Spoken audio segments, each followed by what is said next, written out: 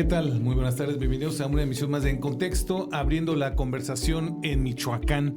Vamos a conversar con el doctor Teodoro Barajas, un estudioso y un amante de la historia de nuestro país, sobre la Constitución Política de los Estados Unidos Mexicanos, que cumple ya 109 años de haber sido promulgada en 1917, justamente por don Venustiano Carranza en el Teatro de la República allá en Querétaro.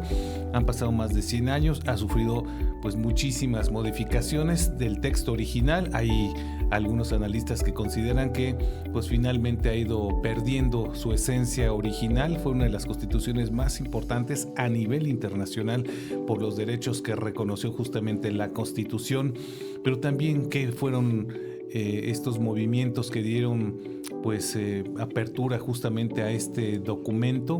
Vamos a estarlo conversando en los próximos minutos, lo invitamos para que se quede.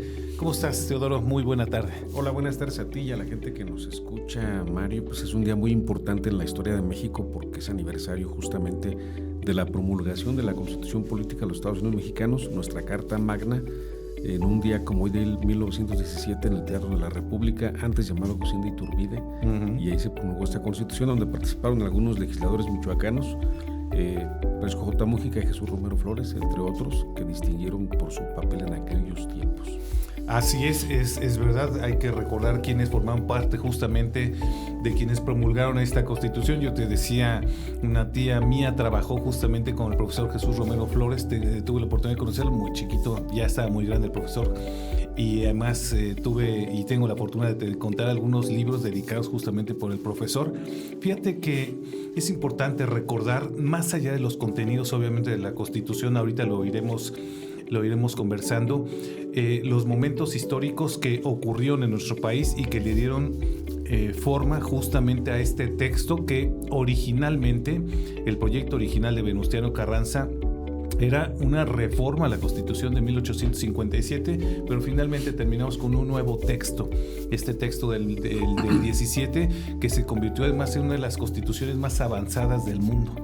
Sí, fueron reformas y adiciones a la Constitución de 1957 de la reforma, y precisamente nuestra Constitución fue la primera en el mundo en reconocer derechos sociales, como educación, trabajo, tierra.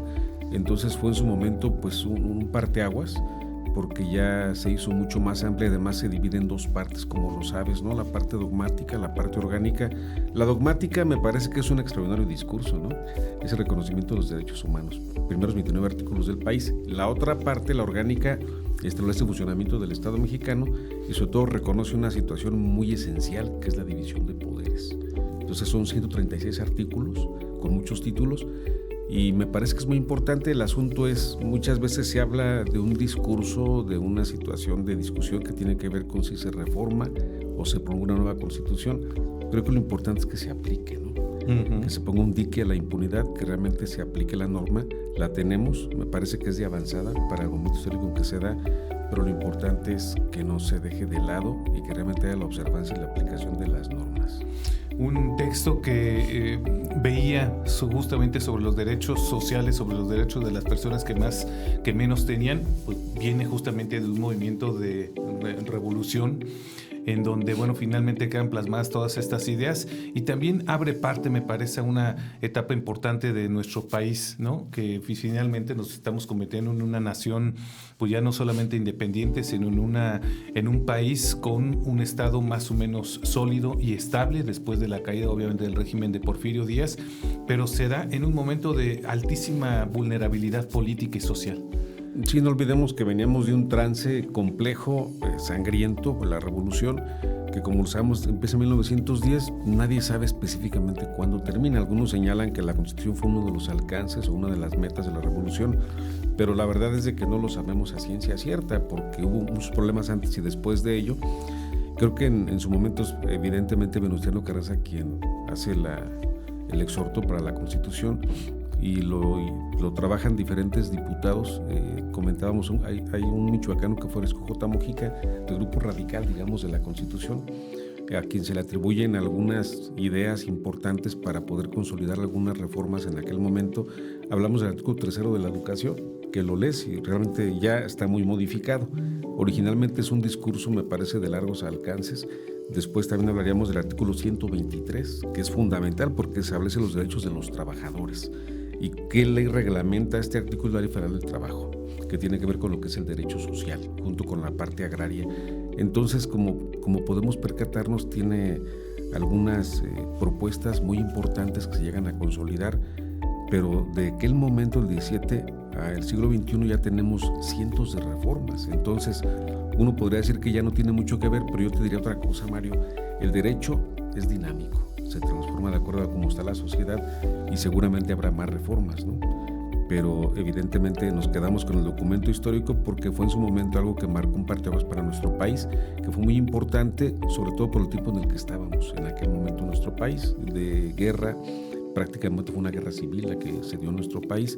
Tú sabes, algunos de los principales caudillos siguieron haciendo pues la revolución a la confrontación porque buscaban la presidencia de la República, ¿no?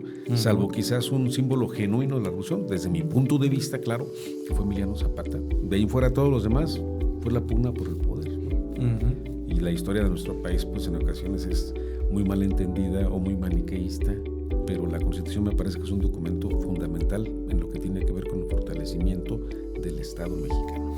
Y justamente el otro artículo también importante, el 27, la tenencia de la tierra. Hablabas tú justamente de quienes crean esta Constitución, pero también quienes estarían encargados de hacerla cumplir. Todos estos caudillos que siguieron a la conclusión de la Revolución Mexicana y que fueron ocupando la presidencia de la República en diversos momentos, hay una especie de guerra intestina entre estos cabecillas, pero finalmente se consolida el Estado mexicano, ¿no? Sí, con todo y que hubo algunas contrarreformas y además recientemente, después de que se haya aprobado, porque como lo sabes, el Grupo del Norte, Agua Prieta, Álvaro Obregón, Emilio Portes Gil y Plutarco Elías Calles prácticamente fueron el grupo hegemónico al final. Y fíjate lo que son las cosas. Fue presidente Álvaro Obregón, se funda la CEP con un gran secretario que fue José Vasconcelos. Posteriormente llega Plutarco Elías Calles, su compadre y socio. Pero el asunto es que en ese momento es cuando Obregón le solicita a Calles que se modifique la Constitución. Y aquí sería un asunto que tú dirías es muy contradictorio, muy sombrío, porque ahí se establece en la reforma que se puede reelegir, no en el periodo inmediato, pero es cuando se abren las puertas, se modifica la Constitución en aquel momento y llega Álvaro Obregón por segunda vez a la presidencia, solo que nunca tomó protesta porque fue asesinado pocos días antes de que tomara La Bombilla, restaurante de la Ciudad de México. Pero fíjate, aquí ya empiezan las contradicciones, ¿no? ¿Qué se promulgó? ¿Cuál fue la bandera de Madero? Conservativo, no reelección, y después ya se permitía la reelección. Si tú quieres, no continuada, pero ya se permitía. Que bueno, ha sido la característica quizá más importante, más recordada en temas políticos de la Constitución que todavía hoy nos rige. Yo creo que el pueblo, ahorita vamos a ir a una pausa y regresaremos, pero tú hablabas de cientos de reformas. Son más de 750 cambios a los artículos de la Carta Magna, los que se han hecho a lo largo de todas estas décadas, pero permanece intocable, ¿no? La no reelección, porque me parece que pues, el pueblo mexicano puede aguantar muchos cambios, incluso unos importantísimos a la Carta Magna, pero no se ha tocado la reelección inmediata en nuestro país. Así es. Bueno, vamos a hacer una pausa, vamos a regresar. Justamente estamos conversando sobre la Constitución Política de los Estados Unidos Mexicanos en que es su aniversario número 109. Estamos conversando con el doctor Teodoro Barajas. Regresando, conversaremos justamente sobre todos estos cambios que se han registrado en los artículos de la Constitución mexicana, más de 750 cambios, y pues conversaremos si mantiene su esencia revolucionaria o se ha convertido en un documento distinto, técnico, más apegado a los tiempos y sobre todo al perfil de los gobiernos que han estado en turno. Vamos a la pausa y volvemos.